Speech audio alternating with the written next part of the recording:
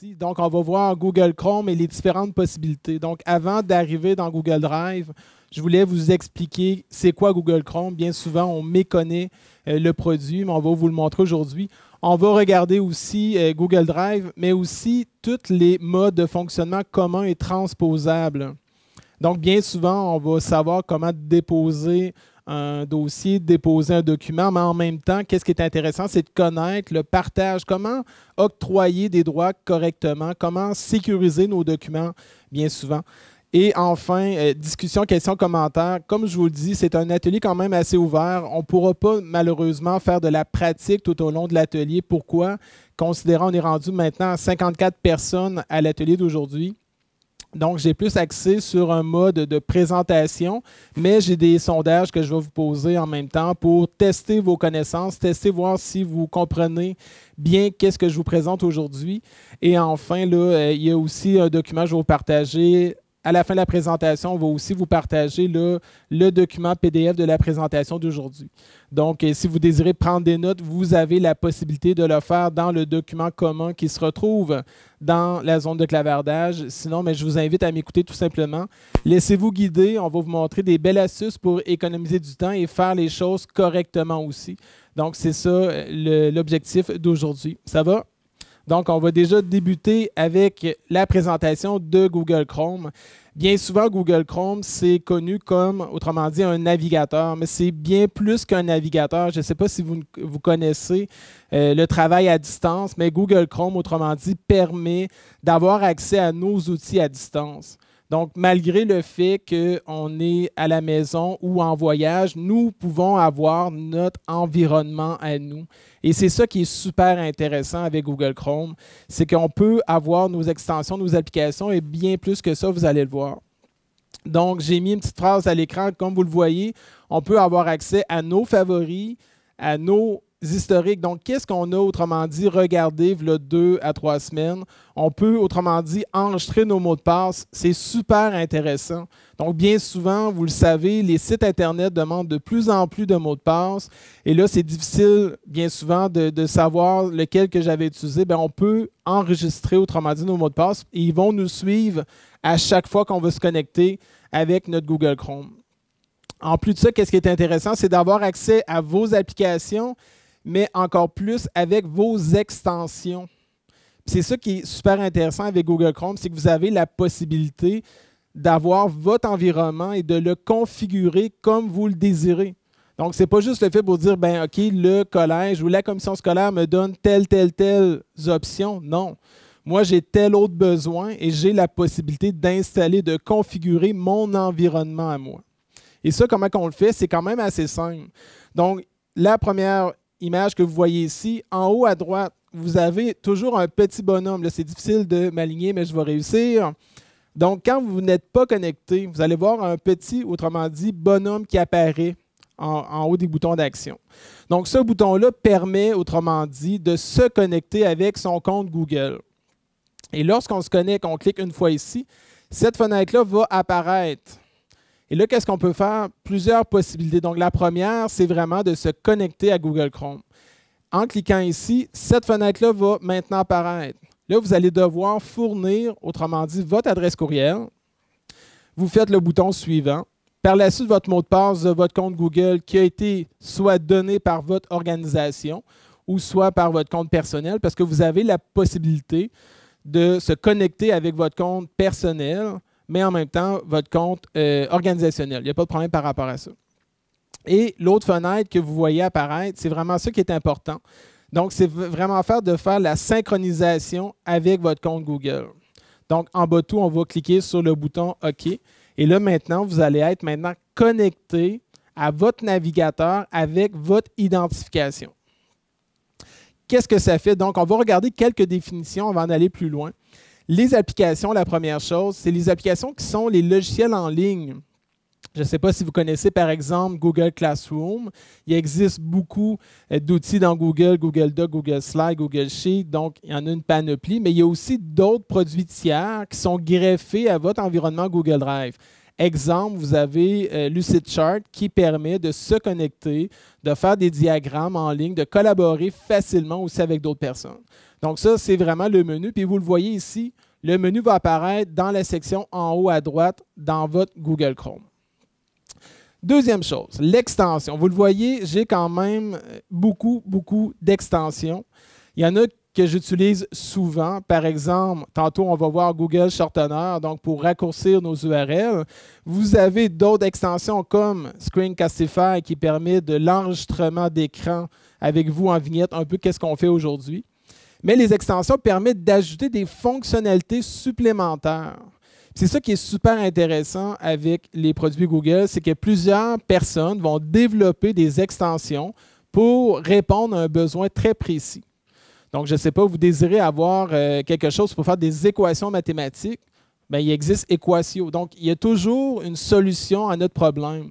Donc, les extensions, c'est vraiment intéressant par rapport à ça. Autre chose, les avantages. Pourquoi on devrait se connecter? Okay? Oui, vous avez la possibilité d'utiliser Google Chrome sans être connecté. Ça va fonctionner, il n'y aura pas de problème, mais on a des avantages de le faire. Donc, on peut personnaliser l'ajout d'extensions et d'applications pratiques à nos besoins. Donc, on ne sera pas, autrement dit, là, inondé d'icônes, de logiciels qu'on n'a pas besoin. C'est vous qui allez personnaliser votre environnement. Donc, on peut, à la limite, configurer des pages de démarrage à l'intérieur de votre Google Chrome. Donc, lorsque vous ouvrez le matin, on se connecte, automatiquement, ça leur accès à votre Gmail, à votre agenda, à votre Google Drive, à vos produits que vous avez besoin. Donc, super intéressant. Environnement intégré, accessible et multiplateforme. Donc, ça, vous êtes à la maison, vous êtes au travail, mais vous allez avoir le même environnement. Que vous soyez du côté Windows ou du côté obscur, côté Apple, mais ça va fonctionner quand même. Donc, c'est ça qui est vraiment intéressant, c'est que c'est multiplateforme. Et en plus de ça, vous avez une tablette Android ou iPad, vous installez Google Chrome, on se connecte et vous avez accès à le même environnement. Donc, super intéressant. On accède à nos applications, nos extensions, nos favoris, la gestion de favoris que vous aviez dans le passé. Il fallait que je copie ça pour les transférer d'un navigateur à l'autre. Maintenant, tout se fait de façon automatique. Donc, on n'a plus besoin de se soucier de savoir on l'a-tu sauvegardé ou pas. Non, ça va se transférer de façon automatique. L'accès à notre historique et les mots de passe, comme je disais tantôt, ça se conserve, c'est enregistré directement. Puis ça, c'est vraiment intéressant. Donc, on peut aller consulter qu'est-ce qu'on a fait dans l'historique au poste dans notre travail et même à la maison. Donc, même à distance, on peut accéder au navigateur. Donc, super intéressant. Autre avantage, donc on peut l'utiliser sur n'importe quelle plateforme. L'autre chose aussi, plusieurs profils possibles. Donc, bien souvent, on se disait, OK, je vais ouvrir mon profil de la job, de l'organisation, mais en même temps, je ne peux pas ouvrir mon personnel parce que ça va tout faire la jonction entre les deux. Non. Avec la gestion de profil qui existe dans Google Chrome, on a la possibilité, autrement dit, de séparer les choses, de faire des silos pour de ne pas mêler les choses. Donc, qu'est-ce qui est au travail reste au travail, puis qu'est-ce qui est à la maison reste au niveau de la maison. Donc, super intéressant. Et on peut même accéder aux onglets ouverts à distance. Vous êtes en train de prendre le café le matin, vous voyez quoi de choses vraiment intéressantes. Ah oui, regarde, je vais regarder ça tantôt à la job. Vous arrivez au travail. Ah shit, j'ai oublié mon mot. C'est quoi, je ne m'en rappelle pas. Mais vous avez la possibilité d'aller voir les onglets ouverts à distance par le biais de votre profil Google Chrome. Donc, vous le voyez, il y a plusieurs avantages de se connecter et ça va vous faciliter la vie, vous allez voir là, avec le temps. Une chose super importante, okay? Lorsqu'on se connecte, on va fusionner, on va faire une synchronisation en fait de notre profil avec l'ordinateur. Donc, si vous allez par exemple en voyage dans un hôtel, moi je ne vous conseille pas d'associer votre profil au profil Google Chrome de la machine. Cependant, vous avez la possibilité de supprimer et d'effacer les choses. Donc, lorsqu'on est connecté, soit sur un ordinateur public, dans une salle de classe ou ailleurs, donc vous le voyez, ici, je suis authentifié présentement. Donc, j'ai Nelson qui est inscrit, donc je suis fusionné avec mon profil. Donc, pour se déconnecter, tout simplement, on va cliquer ici, j'ai un point d'exclamation, mais souvent, c'est 3 petites barres qui vont faire le menu. Donc, on clique ici. On va dans Paramètres qui est caché derrière moi ici. Par la suite, ici, là, vous allez tout simplement cliquer sur le bouton « Se déconnecter du compte Google ». Et l'autre fenêtre, par la suite, va apparaître et on fait tout simplement effacer les données et se déconnecter. Donc ça, c'est la façon la plus simple. Et ça va sécuriser nos informations, l'accès à nos données à distance. Donc ça, c'est vraiment, vraiment important que si vous faites une synchronisation, il ne faut pas oublier de se désynchroniser et d'enlever le profil tout simplement. Ça va? Jusqu'à présent, y avait-tu des questions dans le clavardage? Non, ça va bien jusqu'à présent, je crois. Donc, je vais vous présenter un petit document donc, qui fait qu'il existe vraiment beaucoup d'extensions. Donc, en cliquant sur le document, vous le voyez, on a répertorié, autrement dit, des applications et des extensions possibles qui sont accessibles. Donc, on est allé selon différentes catégories, donc des documents, donc vraiment des extensions au niveau des documents. Il y a quelqu'un qui a le micro ouvert dans la salle et qui est en train de taper, s'il vous plaît. Donc, juste apporter attention, s'il vous plaît. Merci, Michel. On a des choses au niveau de la productivité, donc plusieurs extensions possibles. Le document, il va être dans le document de référence qu'on va vous partager aujourd'hui et il va être accessible par la suite. Il y a des choses au niveau des arts, au niveau des outils, au niveau de la vidéo. Donc, vous le voyez, il y en existe vraiment beaucoup. En mathématiques, on a vraiment répertorié au niveau plus de catégories éducationnelles pour simplifier le travail. On est dans ce domaine-là. Donc, langue et sociologie, photographie. Donc, il existe vraiment, puis même M. Jean-François Nadeau, que peut-être certaines personnes d'entre vous connaissent, a aussi fait un inventaire d'extensions possibles. Donc, vous le voyez, c'est vraiment intéressant. Il y en a qu'on a expliqué davantage. Pourquoi? Parce qu'on a, autrement dit, une utilité qui était vraiment très précise. Donc, Screencastify vous permet de créer des capsules, par exemple, vidéo, dans l'onglet du navigateur ou l'application de bureau. Donc, assez facilement. Donc, ce document-là, c'est un petit peu un petit bijou, selon moi. Il va être accessible pour vous pour être capable là, de voir et d'essayer le tout là, par la suite. Maintenant, on va être au moment de la petite démonstration. Donc, vous voyez mon écran présentement en temps réel. Je me suis connecté. Donc, vous le voyez, là, je me suis connecté avec mon compte Nelson Cégep. Donc, j'ai authentifié mon compte. Mais là, qu'est-ce que je vais faire? Je vais connecter un autre compte. Je vais faire les étapes une par une pour vous présenter comment ça se fait. Donc, une fois qu'on a déjà un profil de connecté, qu'est-ce qu'on doit faire tout simplement? C'est d'aller sur ici, en cliquant sur le nom du profil, aller dans « Gérer les utilisateurs ». On clique ici. Et là, je vais voir les profils qui sont présentement actifs sur ma machine. Première des choses. Donc, je veux ajouter un deuxième compte. Qu'est-ce que je vais faire? Je vais ajouter une personne en cliquant ici. Je peux inscrire le nom du profil qui va être visible en haut à droite.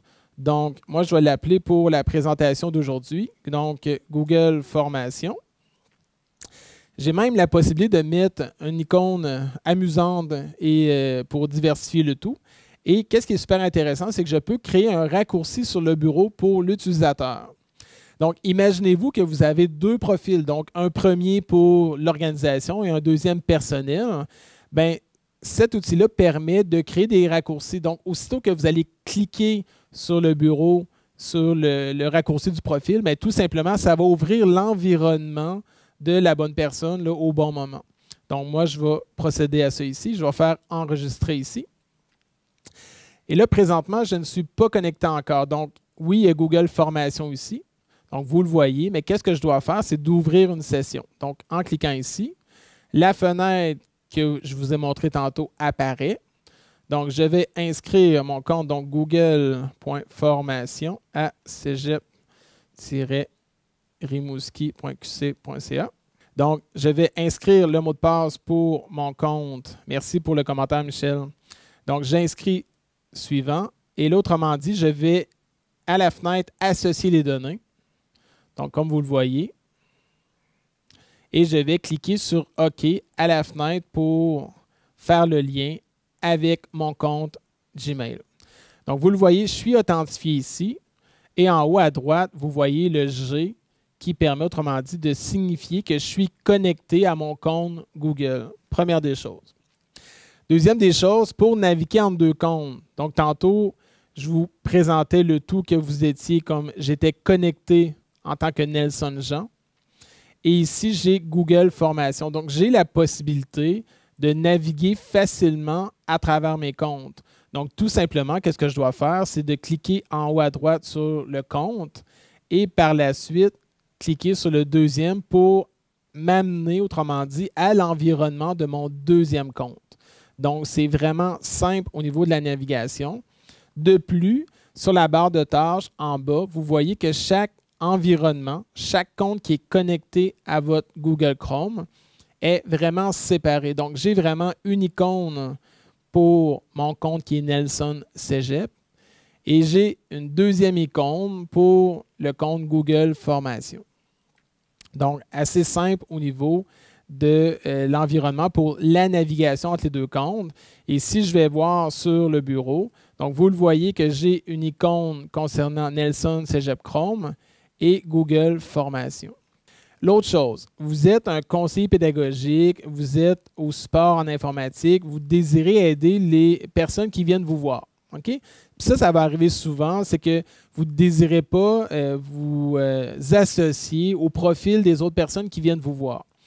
Donc, je suis connecté en tant que Nelson dans mon compte. Donc, ça, il n'y a pas de problème par rapport à ça. Et là, j'ai une personne tierce qui vient vous voir et dit « J'aimerais ça que tu me le montres. Je ne suis pas capable de le faire, puis il faudrait qu'on se connecte. » Mais là, vous, ça vous implique de se déconnecter de votre compte et de se reconnecter par la suite. Donc, vraiment, il y a vraiment une option simple à utiliser. Dans le menu en haut à droite, vous avez la possibilité de naviguer en tant qu'invité. Donc, vous allez tout simplement en haut à droite, vous cliquez sur « Inviter » et là, ça va ouvrir une fenêtre qui va vous dire « Vous naviguez en tant qu'invité ». Donc, toutes les pages qui vont être consultées, qui vont être, autrement dit, là, vérifiées, validées, l'information, aussitôt que vous allez fermer ce navigateur-là, donc, toutes les choses vont s'effacer. Donc, vous avez la possibilité maintenant de se connecter avec le compte de l'enseignant, de l'élève qui vient vous voir, de faire les manipulations avec lui. Et par la suite, tout simplement, c'est qu'on va juste refermer le X et là, toute l'opération, le mot de passe de la personne qui vient vous voir va tout être effacé automatiquement. Donc, vous n'avez pas besoin de vous déconnecter et de se reconnecter par la suite. Donc, super intéressant. Donc, bien souvent, c'est méconnu. Donc, en haut à droite, vous avez Nelson ou le nom de votre profil. Et tout simplement, on va cliquer sur « Inviter ». C'est aussi simple que ça, ce qui permet de se connecter, de naviguer avec un autre compte Google sans pour autant juxtaposer votre compte pour mélanger les informations. Donc, avant ça, ce n'était pas accessible, mais maintenant, c'est possible de le faire et c'est super efficace. Donc, vraiment à utiliser facilement.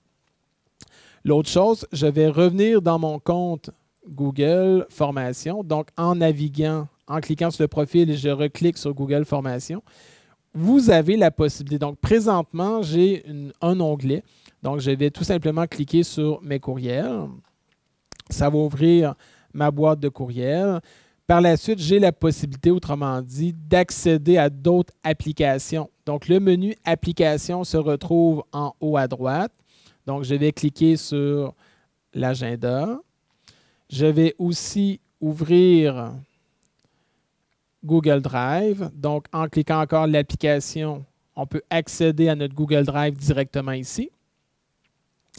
Par la suite, vous allez voir 3 onglets. Donc, qu'est-ce qui est intéressant avec la connexion avec le compte Google, c'est qu'à chaque fois que vous allez ouvrir votre profil, bien, vous désirez que les 3 onglets suivants soient ouverts par défaut.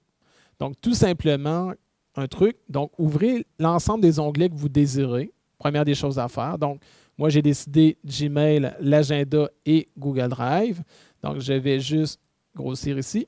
Donc, on clique complètement en haut à droite. Donc, vous le voyez, pour personnaliser et contrôler Google Chrome.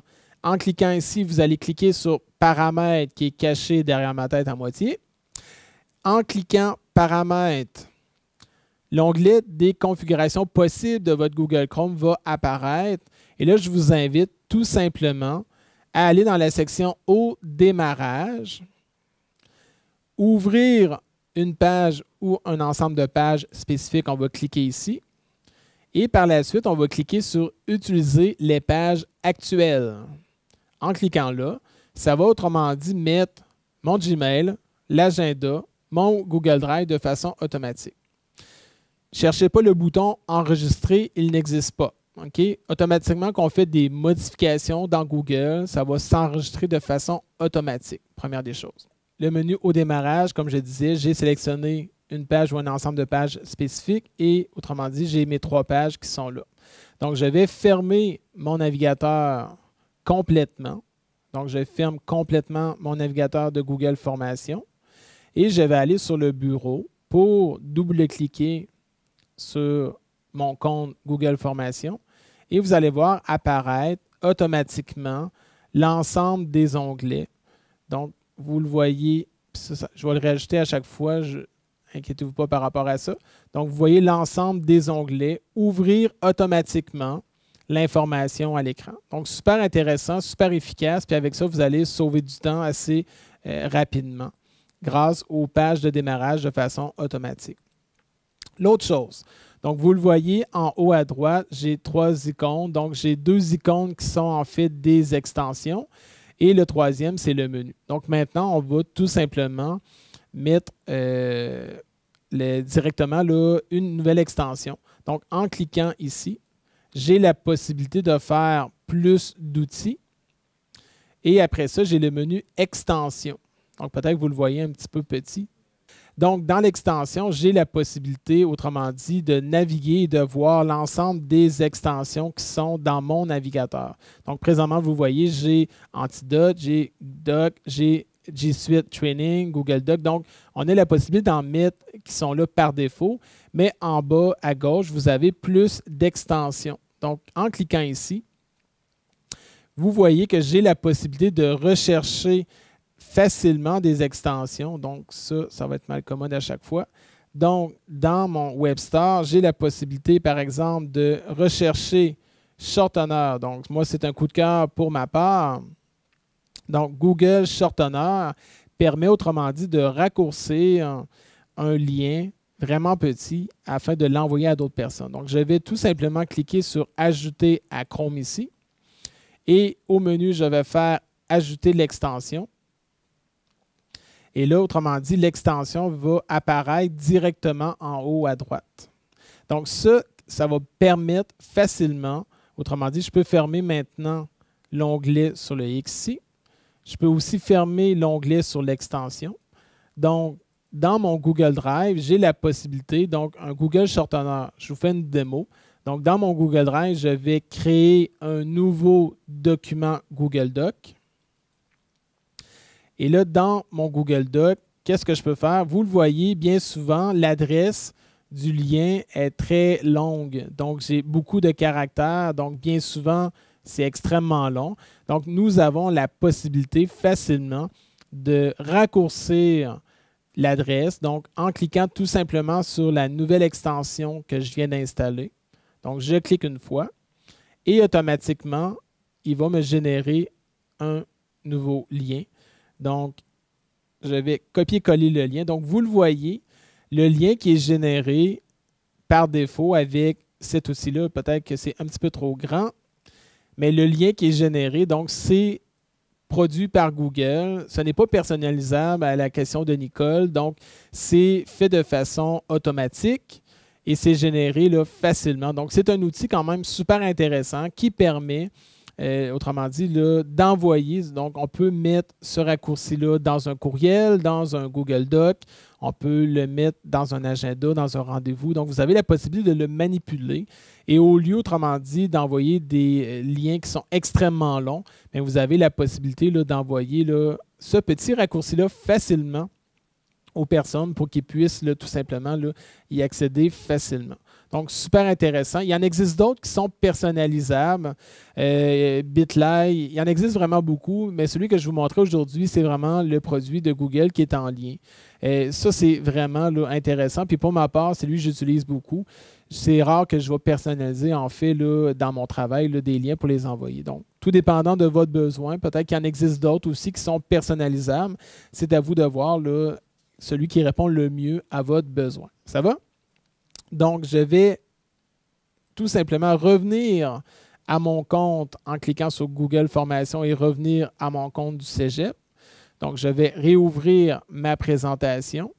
Et là, tout simplement, je vais vous demander de faire le sondage suivant. Donc, Tommy va copier-coller dans le clavardage le raccourci qui se retrouve directement ici.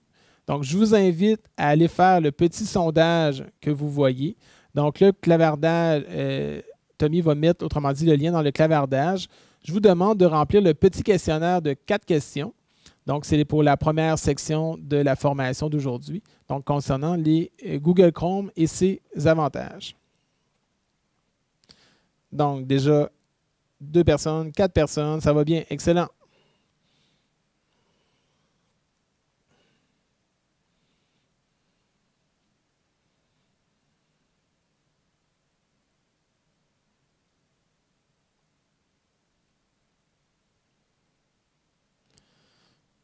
Donc, présentement, 18 réponses.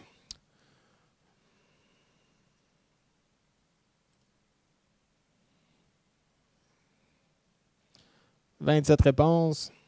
On a une moyenne de 3,55 sur 4 présentement, ça va bien.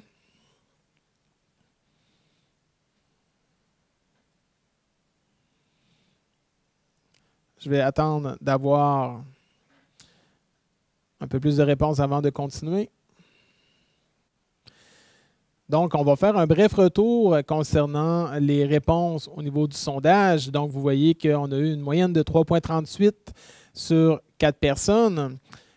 Et on a eu quand même passablement de personnes. Donc, 26 personnes qui ont répondu tout bien. Donc, bravo aux personnes. On fait un retour. Donc, puis-je avoir accès à plusieurs comptes Google dans mon navigateur Google Chrome? Bravo, vous avez eu la bonne réponse de 100%. Choisir le meilleur avantage d'être connecté à Google Chrome. Donc, il y avait d'accéder à vos applications et extensions, la première des choses. D'accéder à vos favoris. Non, pas assez. Donc, accéder à vos mots de passe, mais la bonne réponse était d'avoir accès à nos favoris, à notre historique, aux mots de passe, à nos applications et aussi à nos extensions. Donc, super intéressant. Première, on cherchait une définition. Donc, les permet d'ajouter facilement des fonctionnalités supplémentaires. Donc, la bonne réponse était des extensions. Au niveau des applications en soi, c'est plus des applications en ligne. Comme je vous disais, c'était comme Lucidchart, des choses comme ça. Est-ce que je peux utiliser Google Chrome sans être connecté? Donc, la bonne réponse était oui. Malheureusement, des personnes se sont trompées. Donc, c'était juste faire un bref retour concernant, là, autrement dit, là, quelques questions. Donc, j'ai Jeff qui me... Quel serait l'avantage de l'utilisation de la connexion invitée par rapport à l'utilisation de navigation privée? C'est un peu... c'est pas la même chose. La navigation privée, ça ne fait pas partie des profils en soi, mais l'application invitée permet, autrement dit, de se connecter, d'utiliser certaines ressources Google d'un autre compte sans pour autant garder une trace directement sur l'ordinateur. Donc, c'est pour ça l'avantage de l'utiliser. Donc, tantôt, Nicole me posait la question si on pouvait personnaliser les liens raccourcis. Malheureusement, avec les produits Google, ce n'est pas possible, autrement dit, là, de le faire. Nicole, elle a présenté donc bit.ly qui permet, autrement dit, de personnaliser, autrement dit, là, des liens qui vont définir en soi. Et un exemple, si j'effectue ou je crée un document Google Doc ou un Google Sheet, bien souvent, je vais générer automatiquement le lien et pour autant l'envoyer aux personnes directement. Donc, ça fait un petit peu le tour des questions. Est-ce que ça va pour tout le monde? Donc, pour la suite des choses, donc juste peut-être me faire oui dans le clavardage, me répondre rapidement dans le clavardage. Donc, j'ai quelques oui, excellent, super. Donc, on fait tout notre possible pour vraiment que vous ayez une expérience merveilleuse au niveau de la présentation. Ça va? Donc maintenant, présentation de Google Drive. Donc c'est là que ça va être vraiment plus intéressant peut-être pour la plupart d'entre vous. Vous le savez, Google Drive, ce n'est pas juste un espace de stockage, c'est en fait beaucoup plus de choses que ça. C'est un espace de collaboration, de co-création. Ça nous permet, autrement dit, de partager, de stocker, d'enregistrer des documents, des informations dans notre Drive.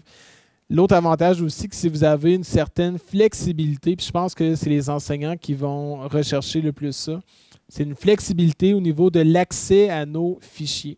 Donc, vraiment, là, super intéressant par rapport à ça.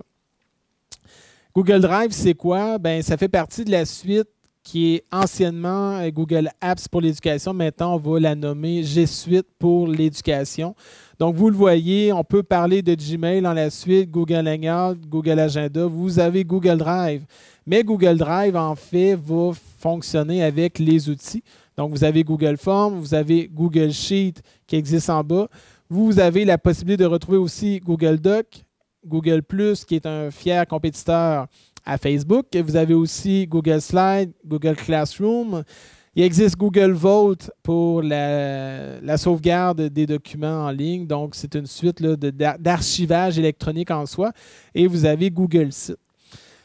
Bref, beaucoup de possibilités, mais bien souvent, nous allons retrouver les outils Google Forms, Google Sheet, Google Doc et Google Slides qui vont faire partie de la suite Google Drive et qui va faire en fait, qui va essayer de répondre le plus adéquatement à vos besoins. Qu'est-ce qu'on peut faire avec Google Drive? Comme vous le voyez à l'écran, il y a plusieurs utilisations, mais en même temps, c'est l'outil parfait pour le stockage. C'est l'outil parfait pour le partage de documents entre les utilisateurs. Donc, vous le voyez maintenant, ce n'est plus juste le fait de travailler dans notre organisation. On doit travailler avec plusieurs organisations, puis même dans le Fadio, vous le voyez. Donc, vous travaillez sur différents projets, à faire différents dossiers, mais vous n'êtes pas assis dans le même bureau. Vous êtes à l'autre bout de la province, de Gaspé ou même aux îles de la Madeleine, quand je pense à Karine, qui travaille avec des personnes qui sont à Gatineau. Donc, on a la possibilité de travailler en collaboration facilement grâce à l'outil. En plus de ça, donc, c'est une suite bureautique web complètement intégrée. Donc, l'avantage, c'est d'avoir des documents, des feuilles de calcul, des outils de présentation, des Google Forms et même des Google Dessins qu'on appelle. Et ça, c'est vraiment ça l'avantage. Nous, au Collège de Rimouski, on s'est positionné pour prendre la suite Google pour l'ensemble de l'organisation. Pourquoi? Bien, on était tanné que l'usager en soi ait à comprendre une suite sur son ordinateur, mais aussi un autre environnement différent directement là, sur le web. Donc, avec les outils Google que nous utilisons à tous les jours, donc, nous avons la possibilité d'avoir un environnement qui est le même, autrement dit, là, avec les mêmes fonctionnalités. L'autre point, puis je vais le répéter plusieurs fois, collaboration. Collaboration, il y a encore collaboration pour faciliter le travail d'équipe. On est dans un ère de partage, d'accessibilité, de flexibilité. Bien, Google Drive permet, autrement dit, de collaborer facilement, tant un enseignant vers l'étudiant, mais entre des étudiants ensemble ou entre des enseignants ensemble pour faire des plans de cours ou pour élaborer du matériel pédagogique ou pour définir une analyse de cas. Donc, vous avez beaucoup de possibilités. Avant ça, c'était très par silon, donc c'était très compartimenté. Maintenant, on a une flexibilité grâce à Google Drive. Donc, vraiment très avantageux par rapport à ça. Comment ça se présente Google Drive? Vous le voyez un petit peu à l'écran, mais même là, je vais juste partager mon écran pour que vous voyez davantage mieux. Donc, je vais venir ici au niveau de mon partage pour vraiment maximiser l'affichage. Donc, je vais le mettre à 175. Donc, l'écran que vous voyez à l'écran, donc c'est vraiment l'interface de Google Drive. Vous avez 3 sections. Donc, la section de gauche va permettre d'avoir accès à des outils. Donc, qui va, autrement dit, là, selon les fonctionnalités qu'on désire avoir. Donc, vous retrouvez mon Drive, le Team Drive. Tantôt, je vais revenir plus en particularité, mais je vais plus faire un visuel là, vraiment plus macro présentement. Dans la section du centre, vous avez la zone d'accès rapide qui va, autrement dit, vous présenter les derniers documents que vous avez soit téléversés, que vous avez modifiés ou qui ont été modifiés par une autre personne. Donc, assez rapidement. Vous retrouvez facilement, autrement dit, le contenu de votre Google Drive. Donc, c'est une arborescence, en fait. Tantôt, on va le voir plus en particularité. Et à droite, vous avez la section d'informations, de détails. Donc, vous avez deux onglets possibles. Donc, le détail en fait d'un répertoire ou d'un fichier. Et vous avez aussi l'activité. Parce que qu'est-ce qui est vraiment différent de qu'est-ce que vous connaissiez dans le passé, c'est que maintenant, vous n'êtes plus seul à partager un document. Donc, ça se peut qu'il y ait d'autres personnes qui aient accès à votre document et qui puissent faire des modifications à l'intérieur du document. Donc, la section activité permet de voir et de suivre l'ensemble de l'information. Donc, tantôt, je vais vous revenir un petit peu avec l'ensemble des menus, mais c'est pour vraiment faire la présentation de vision globale, en fait, de Google Drive. Donc, je reviens à ma présentation. Vous avez aussi deux possibilités. Donc, vous avez deux modes d'affichage qui sont possibles dans la section du haut. Donc, vous avez le mode qui est en grille en haut. Donc, vous retrouvez l'ensemble de vos dossiers et même de vos fichiers de façon plus visuelle. OK? Première des choses. Puis ça, c'est qu'est-ce qui est intéressant, c'est vous qui décidez comment vous désirez partager, voir les choses. Et le deuxième, c'est le mode liste qui permet en fait de voir l'information plus dans un ordre d'affichage. Donc, vous décidez de l'afficher en ordre de nom. Vous voyez aussi les propriétaires du document. Tantôt, je vais vous le montrer plus en particulier. Les dernières modifications. Donc, c'est quand que le document a été modifié la dernière fois, ainsi que la taille. Donc, vous le voyez directement. Donc, deux modes d'affichage différents qui répondent à des besoins différents. Donc, vous n'avez pas besoin de voir l'ensemble de l'information concernant la date, les propriétaires, ces choses-là. Bien, tout simplement, vous avez la possibilité de faire le mode gris qui se retrouve en haut. Donc, c'est des carrés au niveau plus visuel en soi. Vous avez aussi des paramètres d'affichage. Tantôt, on va le voir plus en particulier. Traduction, Office, Google. OK, il y a des personnes, c'est beau. Dans les paramètres, vous avez trois onglets possibles. Donc, l'onglet général, donc c'est un petit peu brouillé, mais je vais vous l'expliquer en même temps. Vous avez en premier lieu l'espace de stockage. Donc, dans le domaine de l'éducation, vous savez que l'espace de stockage dans Google est complètement gratuit et illimité. Donc, vous n'êtes plus restreint à 5 GB d'espace. C'est vraiment illimité en soi. Donc, super intéressant par rapport à ça. Deuxième point ici, c'est de convertir les fichiers importés. Donc, ça, automatiquement, que je vais déposer un Microsoft Word, j'ai la possibilité de demander à Google de faire de le convertir automatiquement à un Google Doc. Donc, c'est à vous de voir si vous désirez, autrement dit, convertir de façon automatique. Donc, moi, il n'est pas coché parce que j'aime mieux gérer la conversion des fichiers.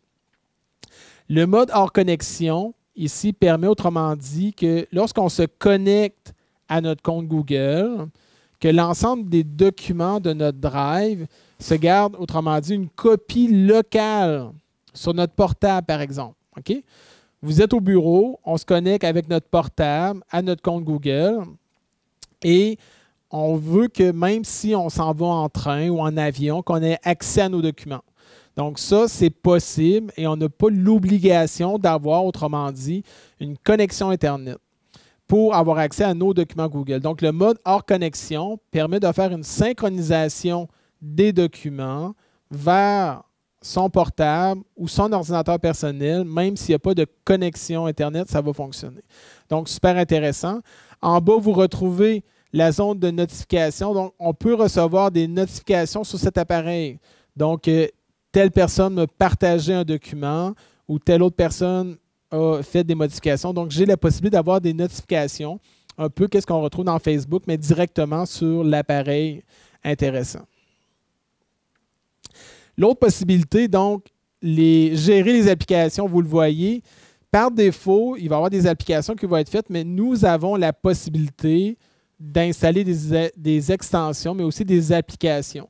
Donc, ici, vous voyez tout document PDF que je vais déposer dans mon Google Drive va être regardé et ouvert par Docub, qui permet de voir, d'éditer et de signer des documents PDF dans notre Google Drive. Donc, super intéressant comme application et d'autres possibilités aussi. Donc, à chaque fois que je vais déposer un Google Doc, bien, automatiquement, je peux faire telle application par défaut.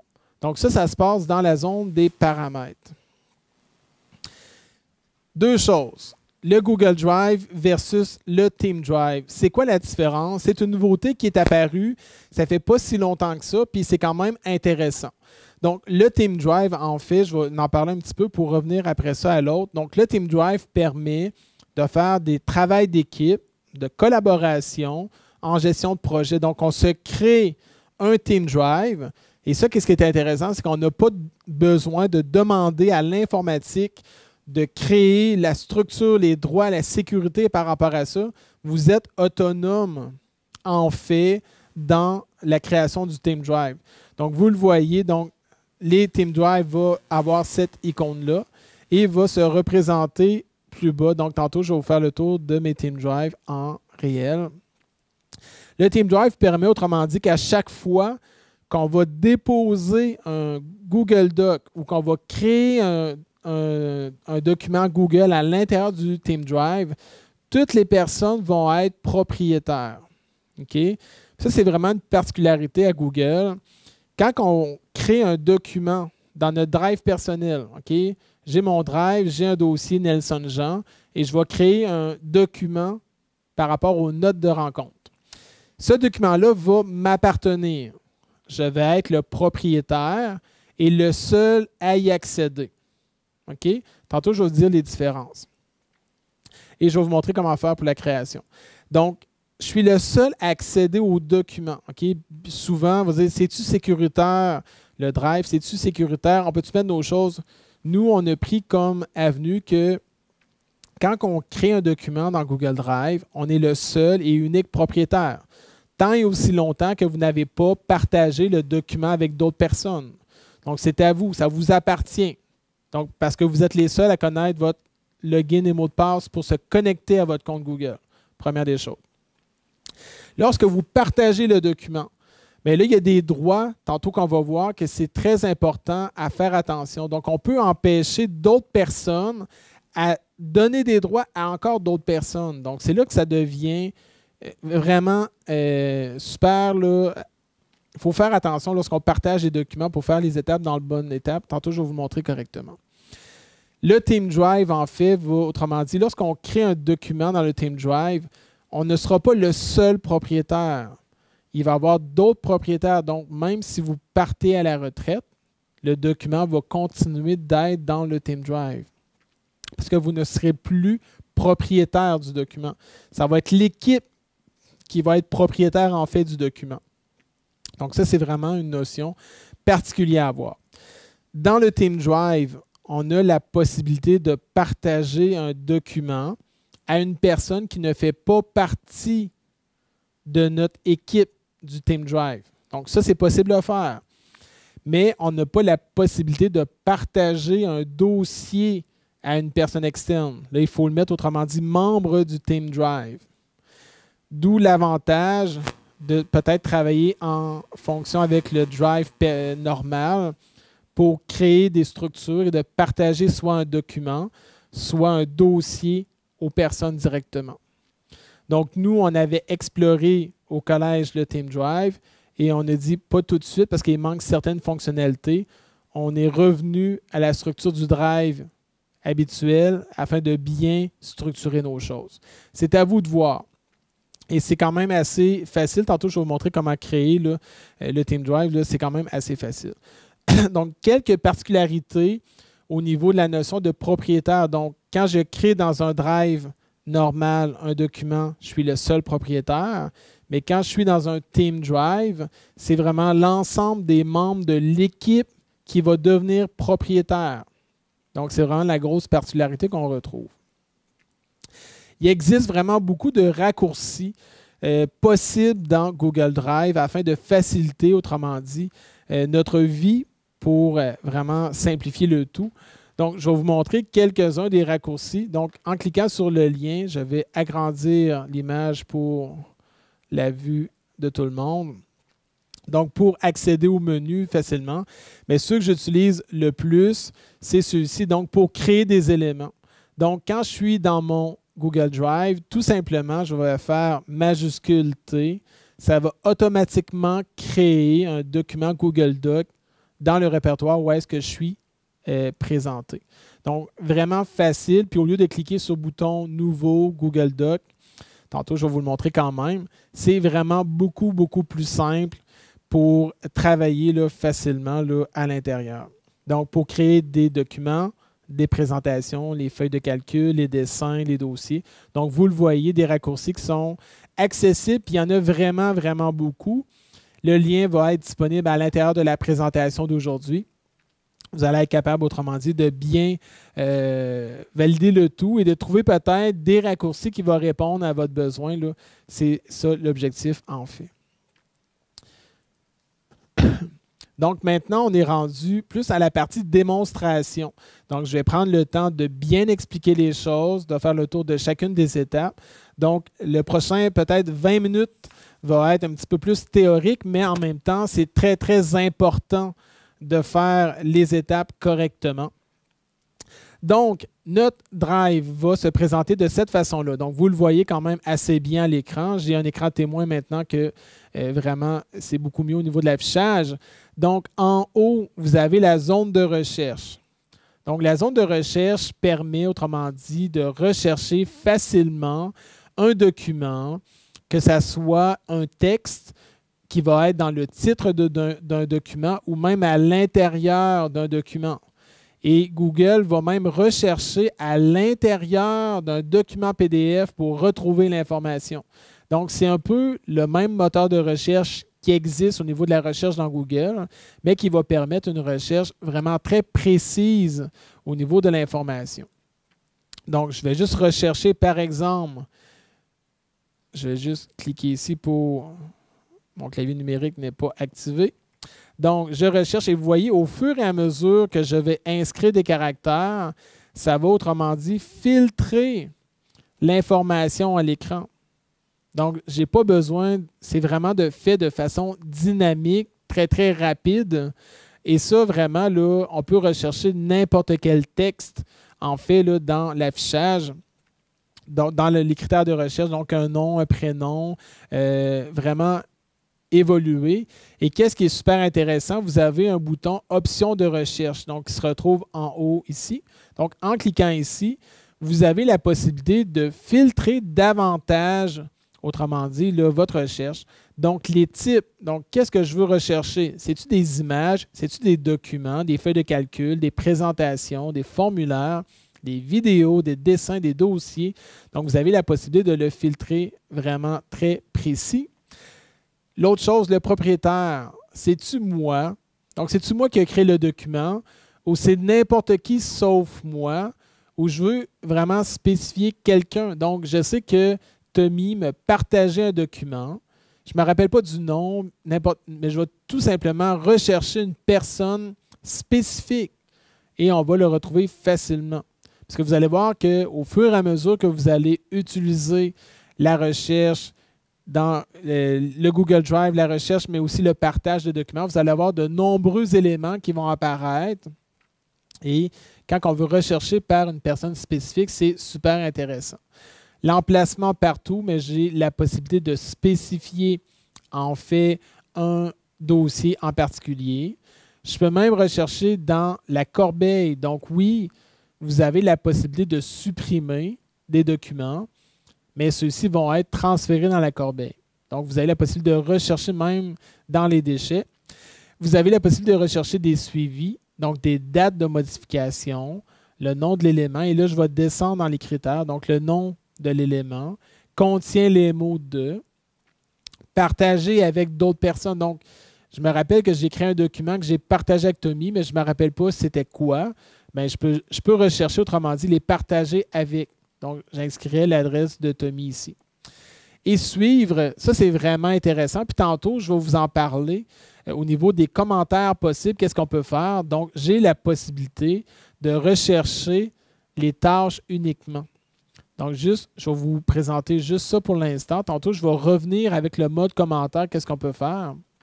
Mais ici, les tâches uniquement permet de retrouver tous les documents ayant des tâches. Donc, ça, c'est vraiment, vraiment efficace au niveau de la gestion de projet. Si je désire initialiser l'ensemble des critères de recherche, on appuie le X tout simplement.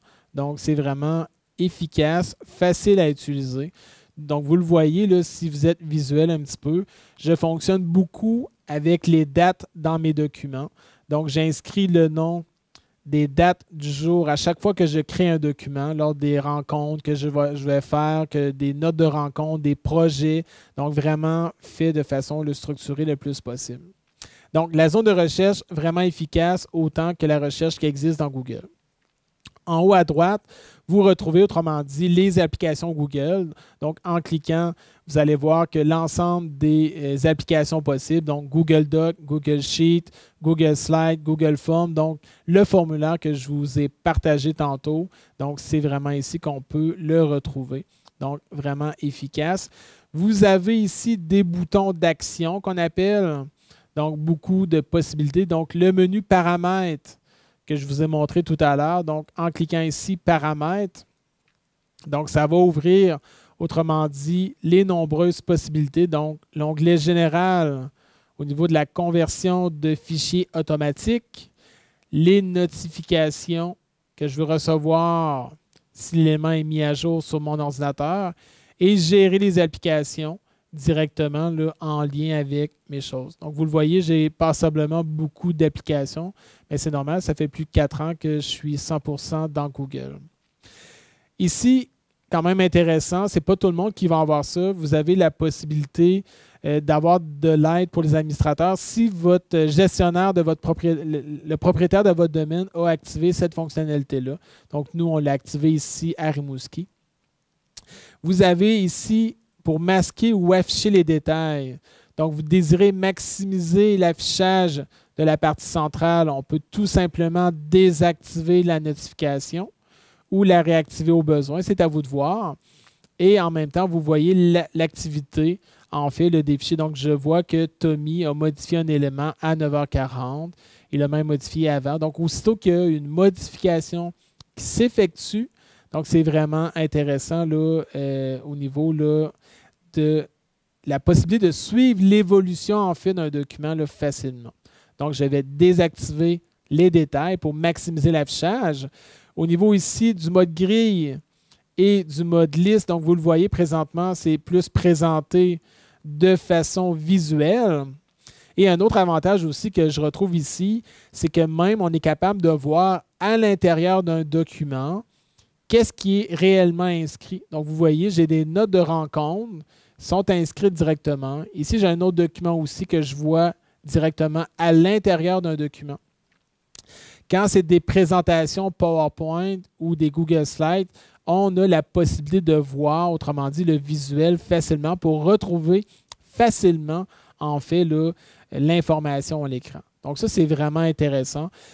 Pour ma part, je travaille beaucoup en mode liste. Pourquoi? Pour être capable de voir qui est-ce qui est propriétaire, en fait, d'un document. Donc, vous le voyez, la majorité des documents, c'est moi. Mais en même temps, j'ai des documents qui sont dans mon Drive, mais en fait, qui sont propriétaires d'une autre personne. Et tantôt, je vais vous montrer comment le faire. Vous avez des boutons d'action ici, donc pour obtenir le lien. Tantôt, je vais plus le faire quand on va faire le tour avec le bouton droit sur un document. Ici, en haut à gauche, vous avez le bouton « Nouveau ». Donc, le bouton « Nouveau » permet facilement de créer un dossier. Donc, vous désirez créer un dossier, on a la possibilité de le faire. Vous désirez importer un fichier. Donc, on a la possibilité de le faire ici directement, d'importer un dossier de votre ordinateur, de créer, autrement dit, un Google Doc, un Google Sheet, un Google Slide, mais vous avez l'onglet « Plus » ici. Donc, ici, on va, autrement dit, retrouver l'ensemble des applications qui sont en lien avec mon Google Drive. Donc, j'ai, autrement dit, linké Video Notes qui permet de faire des annotations en temps réel avec, par exemple, YouTube. Ça, c'est vraiment intéressant. Lucidchart qui permet de faire des diagrammes. Donc, l'accès aux applications directement ici avec le bouton Nouveau. Dans la section de gauche, donc vous voyez donc mon drive. Donc, en cliquant ici sur le petit triangle, je vais faire apparaître, autrement dit, l'arborescence de l'ensemble de mes répertoires. OK? Vous voyez ici que le premier répertoire va avoir un petit bonhomme dessus. Cette icône-là va apparaître lorsque un répertoire va être partagé avec d'autres personnes. Dans le cas où moi, je partage un dossier avec une autre personne ou qu'une autre personne l'a partagé avec moi. Donc, on va voir apparaître le petit icône qui est ici. Ici, vous allez voir que c'est mes dossiers à moi. Donc, j'ai un dossier Nelson, j'ai un dossier note de rencontre, j'ai un dossier partage, ainsi de suite. Et moi, j'ai pris comme nomenclature de mettre des crochets au début et à la fin de mes dossiers pour vraiment les retrouver facilement. Donc, je suis capable de voir, ça, c'est moi qui l'ai créé. C'est mon truc que je me suis fait. Mais il y a plusieurs trucs aussi. Donc, c'est à vous de voir qu'est-ce que vous désirez utiliser. Là, on m'a déjà dit comme commentaire, mais si tout le monde fait le même truc, tout le monde va avoir des crochets. Oui, c'est vrai. Mais bref, moi, pour ma part, c'est ça que j'ai utilisé. Donc, j'ai la possibilité de créer des dossiers comme je le désire et après ça, de le partager. Tantôt, je vais vous montrer un petit peu plus au niveau du partage. Ici, le Team Drive, donc le drive d'équipe. Ici, vous voyez que j'ai, autrement dit, là, des Team Drive. Donc, j'ai l'équipe système, j'ai l'équipe FAD, l'équipe logiciel, le centre d'aide, dossier Nelson, poste épitique, technopédagogie. Donc, on a la possibilité là, facilement, autrement dit, de voir les Team Drive. Quand on fait un bouton droit sur on peut tout simplement faire un nouveau drive d'équipe pour répondre à la question qui était dans le clavardage. Donc, bouton droit sur drive d'équipe et on fait nouveau drive d'équipe. Et là, on a des questions. Donc, c'est quoi le nom de l'équipe? Par la suite, c'est quoi les membres de l'équipe que je veux associer à mon Team Drive? Donc, c'est là qu'on va le faire tout simplement. Je n'irai pas plus loin au niveau de Team Drive aujourd'hui. Je voulais vraiment y aller avec la base de Google Drive comme qui était, autrement dit, le prévu. L'onglet « Partager avec moi ». Ça, il y a des personnes qui vont dire ça, c'est vraiment le fouillis total. Mais en même temps, c'est que lorsqu'une personne va partager un document avec vous, automatiquement, il va se retrouver ici. Donc, aujourd'hui, Jean-Bernard me partageait ce document-là. Au début de la semaine, Julie me partageait cet ordre du jour-là. Telle autre personne me partageait tel autre dossier. Donc, c'est là qu'on va retrouver facilement, autrement dit, les documents qui sont partagés avec moi. Qu'est-ce qui est intéressant, c'est qu'à l'intérieur de partager avec moi, vous avez la possibilité de rechercher encore une fois directement dans ce dossier-là. Donc, ça, c'est super efficace. Puis, des partagés avec moi, là, vous allez voir qu'il y en a beaucoup. Puis, si on déroule, on déroule, on déroule, on déroule, c'est toute l'historique, autrement dit, que vous allez voir apparaître. Donc, tous les partages qui sont avec vous. Donc, vous voyez, le réseau Reptique, j'ai des choses au niveau de mon équipe de travail. Donc, c'est vraiment là qu'on va retrouver l'ensemble de l'information. Ils sont partagés avec vous, mais en même temps, ils ne seront pas dans votre Google Drive. OK? Je vous explique. J'ai un document que je vais créer. Je vais être le seul propriétaire. Il n'y a personne qui a accès. Cependant, je vais partager le document avec une autre personne. Automatiquement, le document va aller dans le partager avec moi sans pour autant être dans votre drive à vous. OK? Vous n'avez pas besoin de le rajouter de façon automatique. Si vous désirez le garder, vous avez la possibilité de le garder. Tout simplement, je sélectionne dans « Partager avec moi ». Je vais faire un bouton droit dessus et je vais faire... il est déjà dans mon drive, celui-là. Ce ne sera pas long.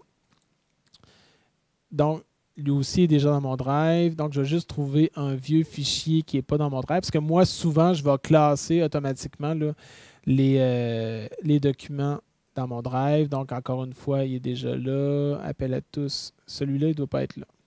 Donc, tout simplement, vous le voyez. Donc, quand il n'est pas dans votre Drive, vous faites un bouton droit dessus et vous faites « Ajouter à mon Drive » ou vous avez la possibilité de le faire directement ici.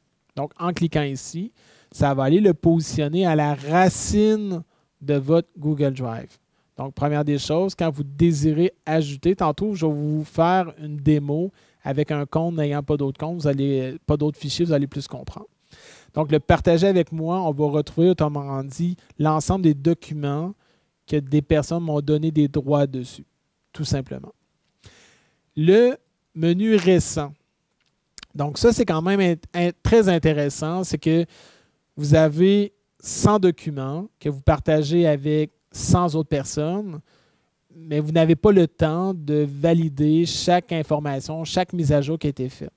Mais dans les documents récents, vous allez voir, autrement dit, l'ensemble des documents auxquels vous avez un droit, autrement dit, dessus, s'il y a eu une modification ou pas. Donc, si par exemple, j'ai partagé un document avec Nicole Perrault, puis Nicole l'a modifié, je vais le voir, autrement dit, apparaître dans les récents ici. Donc, parfois, on veut voir s'il y a des choses qui ont avancé dans l'équipe, par exemple, de travail, équipe de projet, ou des étudiants, n'importe quoi, n'importe quel contexte. Vous avez la possibilité de voir, OK, regarde, tel document à 9h48, il y a une modification. Tel autre document à 8h09, il y a eu telle autre modification. Donc, on a la possibilité là, de voir facilement les documents récents. Donc, ça, c'est super intéressant. Google Photos, c'est présentement là, je ne vous en parle pas parce que ça va disparaître. Pourquoi? Avant ça, Google avait vraiment pris le chemin de dire, regarde, on va placer toutes les photos dans le même répertoire. Ils ont pris un autre chemin pour dire, on va mettre les photos n'importe où. Donc, Google Photos, présentement, va recentrer les photos, mais ils vont comme exploser ça à l'intérieur du disque au complet. Donc, vous allez avoir la possibilité de mettre des photos partout. Et ça devrait disparaître là, prochainement. Au niveau du suivi, ça, je trouve ça génial. Pourquoi? C'est que vous allez retrouver facilement les fichiers que vous avez des suivis dessus. Un suivi, imaginez-vous, c'est comme un post-it qu'on va coller sur quelque chose pour dire « il ne faut pas que je l'oublie » ou « je dois le consulter souvent ». Okay? Pour ajouter un suivi, donc, je vais juste aller dans mon répertoire que je me suis fait. Et ici, à l'intérieur, j'ai un document comme « tableau des présences ». Pour rajouter l'item de suivi, je vais faire un clic droit dessus et je vais tout simplement activer le suivi ici. Donc, quand j'active le suivi, il y a une étoile qui va apparaître aux côtés du document. Je peux même faire un suivi sur un répertoire. Okay? Ce n'est pas juste sur les documents, sur un répertoire aussi. Et ça, si je reviens dans le suivi, je vais retrouver là, facilement le tableau des présences. Vous le voyez? C'est ultra efficace. Donc, souvent, vous allez avoir des documents que vous désirez souvent consulter. Bien, tout simplement, faites un bouton droit dessus et vous faites activer le suivi. Et on va faire le contraire afin de désactiver le suivi. Donc, en cliquant « Désactiver », le document va disparaître de ce menu-là, mais en même temps, celui-ci va demeurer dans votre Google Drive. Okay? C'est votre document à vous. Mais c'est juste, autrement dit, une étoile qu'on va mettre directement sur le document. Et même, vous le voyez, on est capable de le faire sur des dossiers. Donc, c'est ultra efficace. Donc, vous êtes capable de dire, ça, c'est tous mes dossiers que je dois suivre. Je vais mettre des suivis avec, puis je peux y accéder facilement. Moi, ça a révolutionné ma vie. Au niveau de la corbeille, donc, comme vous le savez, quand on va supprimer un document, automatiquement, celui-ci va s'en aller dans la corbeille. Et là, on doit valider aussi avec notre organisation. Ici, au collège, on a mis 30 jours de rétention. Et après 30 jours, celui-ci va être effacé automatiquement. Mais, un peu, qu'est-ce qu'on dit comme message ici qu'on partage? Vous le voyez ici, j'ai 31 gigs d'utilisés. Donc, j'ai 24 gigs dans mon Google Drive. Et dans Gmail, j'ai 7 gigs de messages. Pourquoi? On a un espace illimité de stockage. On n'est plus restreint comme on l'était auparavant. Donc maintenant, nous avons la possibilité de sauvegarder, d'emmagasiner l'information et de la structurer de notre façon, parce que c'est dans notre dossier à nous, et on peut le faire de façon illimitée. Donc moi, dans ma corbeille, c'est très, très rare qu'il va y avoir des documents. Et s'il y en a là, ça va être par exemple des tests que je vais avoir fait et je vais supprimer tout simplement. Donc vraiment, Oui, Michel. Je te coupe, là, mais juste pendant qu'on est là-dedans, il y a quelqu'un qui demande, qui dit qu'il n'a pas accès à Drive d'équipe. Est-ce que tu peux expliquer un petit peu pourquoi qu'elle n'aurait pas accès? Excuse-moi de t'arrêter, parce qu'étant donné que c'était direct et pertinent. Il n'y a pas de problème. Donc, pour bien répondre à la question de Claudine, Team Drive est accessible pour les G Suite, donc pour voyons, excusez-moi, j'ai un blanc, le terme que je veux dire, c'est pour les organisations ayant Google Suite pour l'éducation, Google Entreprise pour les entreprises privées. Cependant, dans le panneau de configuration, nous devons activer cette fonctionnalité-là. OK? Quand que Team Drive a été lancé au 1er janvier 2017, ça a été fait de façon automatique. Donc, tout le monde était disponible. Google, c'est comme dit, oh, il faut faire attention, on ne peut pas automatiser le tout. Donc, maintenant, ce n'est pas fait de façon automatique pour le rendre disponible. Il faut aller dans le panneau de configuration du contrôleur de domaine de votre établissement afin d'activer cette fonctionnalité-là pour permettre, autrement dit, d'avoir accès au Team Drive. Donc, nous, vous le voyez, nous l'avons activé. Certaines organisations ne l'ont pas activé encore. Ça dépend tout simplement de ça. Je pense qu'avec ça, là, ça répond correctement à la question. Ça va, tout le monde? Y a-t-il d'autres questions pour l'instant? J'ai des questions plus générales, mais je pourrais les poser peut-être vers moins 20, moins quart à peu près. C'est bon, pas de problème. Je vais continuer pour avancer dans le tout. Donc, au niveau du partage, donc dans mon suivi, OK, j'ai un document G Suite et j'ai mon répertoire là. Donc, ce répertoire-là, présentement, j'ai personne qui a accès. Vous le voyez, je n'ai pas d'icône encore. Donc, en faisant un bouton droit dessus, j'ai la possibilité, premièrement, de modifier la couleur. Donc, si vous désirez avoir plus de couleurs, autrement dit, là, vous avez la possibilité de choisir une couleur en particularité pour un dossier. Mais qu'est-ce qui est important? C'est le partage que je vais faire à l'instant. Donc, en cliquant « Partager », la fenêtre suivante va apparaître. Donc, « Partager avec d'autres utilisateurs ». Présentement, je suis le seul. OK? Et là, dans l'onglet en bas, vous le voyez ici, à droite complètement, il y a le bouton « Avancer ». Donc, en cliquant « Avancer », première des choses que moi, je recommande, lors de partage d'un répertoire, on va aller cocher en bas « Empêcher les éditeurs de modifier les autorisations d'accès et d'ajouter d'autres personnes ». Autrement dit, c'est vous qui allez contrôler l'ajout de droits pour d'autres personnes. Donc, ça, c'est la première des choses. J'enregistre premièrement ma modification. Donc, qui a accès? C'est juste moi présentement. Je vais ajouter le compte Google Formation pour la présentation. Donc, j'ai la possibilité d'envoyer une notification aussi et d'ajouter un message lors d'un partage d'un dossier. Donc, je vais ajouter un message et je vais inscrire « Voici le dossier partagé ». Et à la limite, on peut même s'envoyer une copie du courriel pour se garder des traces, mais ce n'est pas une obligation. Et lorsqu'on va partager le dossier, vous avez des notions. Donc, est-ce qu'ils peuvent éditer le contenu du dossier complètement ou juste en consultation, en lecture? Donc, pour ma part, ça va être en édition pour Google Formation. Donc, je clique « Envoyer ». Et là, la demande a été envoyée ici. Je clique ici « OK ». Et là, le répertoire, vous le voyez, il y a maintenant une petite icône ici directement. Là, je vais me transporter dans le compte de Google Formation.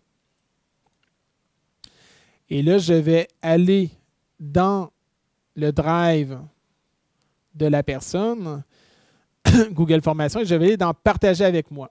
Donc, vous le voyez, présentement, je suis en mode gris. Je vais aller en mode liste. Donc, je vais juste fermer ici. Et là, vous allez voir que le dossier partagé avec Google Formation provient de Nelson Jean. Donc, je suis capable de savoir c'est qui me l'a envoyé. Si je vais dans mon drive présentement, j'ai juste un document sans titre. OK? Je n'ai pas d'autre chose. Donc, moi, qu'est-ce que je vais faire? C'est que ce dossier-là, je veux l'ajouter à mon drive pour le garder et le consulter et travailler avec ce dossier-là. Donc, qu'est-ce que je vais faire? C'est bouton droit dessus et je vais faire « Ajouter à mon drive ». En cliquant ici, les éléments ont été ajoutés à mon drive, donc ça a fonctionné. Et j'ai même la possibilité de l'organiser. Donc, l'organiser, en fait, c'est le déplacer l'élément correctement dans le bon répertoire. Donc, pour l'instant, je vais faire ça de cette façon-là. Et si je reviens dans mon drive, je vais voir apparaître, autrement dit, le dossier qui est propriétaire de Nelson, mais qui fait partie, en fait, du drive de Google Formation. Tantôt, vous le voyez, j'avais mis une couleur concernant le dossier. Ce n'est pas transférable. Donc, la personne peut, autrement dit, mettre la couleur désirée pour son dossier. Donc, je vais mettre un petit bleu pour présenter le tout. Et à l'intérieur de ça, bien, vu que j'ai partagé l'ensemble d'un dossier, bien, je vais voir, autrement dit, avoir accès à l'ensemble des documents du dossier. Donc, dans le répertoire 21 février 2018, j'avais le dossier numéro 1, le dossier numéro 2, le dossier numéro 3. J'avais un exemple de Microsoft Word et j'ai un document PDF. Première des choses que je veux vous montrer ici maintenant, c'est que quand je double-clique sur un Google Doc, un Microsoft Word, donc je vais aller en mode visualisation. Donc, vous le voyez, c'est le visualisateur de Google qui me permet d'afficher le document Microsoft Word, que ce soit un Microsoft Excel, un Microsoft PowerPoint, Microsoft Visio. L'interface va être capable de le présenter. Cependant, ça se peut qu'il y ait des erreurs au niveau de la mise en page. Vous avez fait un document PowerPoint que vous mettez dans votre Drive. Si vous le visualisez à l'intérieur de cet outil-là, ça se peut que la mise en page ne soit pas complètement bonne. C'est tout à fait normal. Pourquoi? Parce que Google va faire une vue sur votre document et non pas une mise en page telle que PowerPoint le fait. Donc, vous le voyez, c'est un texte lorem ipsum pour permettre du texte. Donc, vous avez la possibilité ici de l'ouvrir avec Google Doc. Donc, j'ai mon document exemple doc. C'est un docx, c'est un Microsoft Word. Mais si je clique ici, ça va, autrement dit, convertir mon document, mais c'est moi qui l'ai demandé. Okay? Ça n'a pas été fait de façon automatique. C'est moi qui l'ai demandé. Et comme vous le voyez, ben, mon document est maintenant rendu un Google Doc, tout simplement. Première des choses, moi, que je fais lorsque je vais convertir un document, première des choses, c'est que je vais aller enlever l'extension du fichier. Okay? Là, il est parti, autrement dit, de exemple.docx. Il a généré un Google Doc, mais en fait, moi, je vous recommande fortement d'enlever l'extension, tout simplement. Donc, vous voyez que le nom du fichier, on est capable de le faire en haut à gauche dans un onglet. Donc, tout simplement, j'ai enlevé l'extension. Et là, je vais juste refermer, autrement dit, l'onglet. Je suis encore en mode visualisation parce que je ne l'avais pas fermé tantôt. Donc, je vais revenir ici en cliquant fermer en haut à gauche. Et là, vous allez voir apparaître dans mon dossier. Donc, j'avais mon document Google exemple.docx. Maintenant, j'ai mon Google Doc directement à l'écran. Et là, qu'est-ce qui fait que ça soit un Google Doc? Ça va être l'icône qui va être placée à côté du nom du fichier. Donc, vous voyez que l'icône présentement, c'est l'icône de Google Doc. Et les autres icônes, vous êtes capable de les voir facilement. Donc, Google Sheet avec le vert, Google Slide avec l'affichage au niveau d'orange et au niveau de la présentation. Donc, ça m'aide aussi lorsqu'on va vouloir faire une transition de votre monde Microsoft Office vers Google Doc, de vouloir conserver les deux. C'est tout à fait normal. Il n'y a pas de problème par rapport à ça. Okay? Donc, c'est vraiment là qu'on va voir les choses. Si on clique pour voir le détail en fait d'un fichier, vous le voyez ici. Donc, l'exemple a été créé et été renommé de docx à exemple directement. Et vous le voyez, là, tout l'historique en fait est là. L'activité d'un fichier est là aussi depuis le tout début. Que vous créez un document il y a 1 an, vous êtes capable de retracer les modifications, ces choses-là, depuis 1 an. Donc, c'est super intéressant et facile comme ça. Donc, j'ai, autrement dit, généré un nouveau. l'autre chose que je veux vous montrer, donc, j'ai, autrement dit, sur mon bureau, je vais créer un document Microsoft Word. Donc, j'ai-tu Word? Je vais voir. Donc, je vais ouvrir Word 2016. Test. J'ai une couple de questions. Je ne sais pas si tu veux les prendre tout de suite ou si c'était mieux attendre. On va attendre tantôt, si ça ne vous dérange pas. Je vais présenter le tout avant, puis à la fin, on va prendre le temps de répondre à tout le monde. Même si ça dépasse, il n'y a pas de problème par rapport à ça. Gênez-vous pas. Donc, j'enregistre un petit document, donc un test d'un document. Donc, mon document, en fait, est ici sur mon bureau. Donc, ça, c'est vraiment là qu'on va voir comment importer de notre ordinateur. Donc, oui, il existe la possibilité de faire nouveau, importer un fichier facilement. Mais moi, qu'est-ce que je préconise? Tout simplement, vous allez vous positionner dans le répertoire dans lequel vous désirez téléverser les documents et vous prenez le document et vous le déposez, glissez, déplacez et on relâche. Et là, l'importation est faite directement dedans. Donc, c'est aussi simple que ça pour importer un document. J'ai la possibilité de renommer un document. Donc, si je viens ici, je vais juste enlever le point D que j'ai fait par erreur. Donc, je vais l'appeler test.doc. Et ici, sur le bureau, je vais faire la même chose. Donc, j'ai encore un document sur mon bureau et j'ai un autre document qui est dans mon Google Drive. Il n'y a pas de lien, en fait, entre les deux. Donc, je vais revenir dans Microsoft Word afin d'écrire d'autres textes à l'intérieur. Et là, qu'est-ce que je vais faire? C'est que je vais reprendre mon document. Je vais faire un glisser-déplacer encore. Et là, il y a un message qui apparaît. Donc, les versions restent groupées. Donc, ça, c'est super intéressant. Vous le voyez en bas à droite, c'est que Google a décelé que le fichier était le même et lui vous propose deux choses. Est-ce que tu veux avoir une version 2 ou tu veux le stocker sous forme de fichiers séparés? Mais l'avantage de ça, c'est autrement dit, il a comme écrasé la première version, une version 2. Donc, je vais tout simplement fermer ça ici. Donc, dans le même répertoire, je vais retrouver un seul fichier, mais en même temps, vous avez la possibilité de voir que mon fichier qui est là, c'est la dernière version que j'ai téléversée. Donc, ça, c'est vraiment intéressant. L'autre chose aussi, que vous avez la possibilité de naviguer à travers les versions possibles d'un document.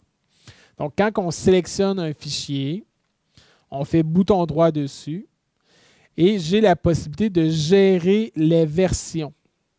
Donc, quand je clique ici, je suis capable de dire, bien, la première version, c'était celle-ci et la version actuelle, c'est celle-ci. Donc, j'ai même la possibilité de revenir à des versions antérieures d'un document assez facilement. Donc, ça, c'est super intéressant par rapport à ça. Donc, le versionning qu'on appelle existe pour tous les documents qui ne sont pas faits à partir de Google. Donc, je vais juste revenir à ma fenêtre précédente. Donc, tous les documents qui ne sont pas de Google. Mais lorsqu'on va aller voir, donc ici, vous le voyez, quand je clique un bouton droit, j'ai géré les versions. Donc, c'est un document Microsoft Word. Mais ici, dans le Google Doc, si je clique bouton droit, ça ne sera pas possible de voir gérer les versions. Pourquoi? Parce que l'historique, en fait, va être à l'intérieur du document. Donc, je vais double-cliquer sur le document.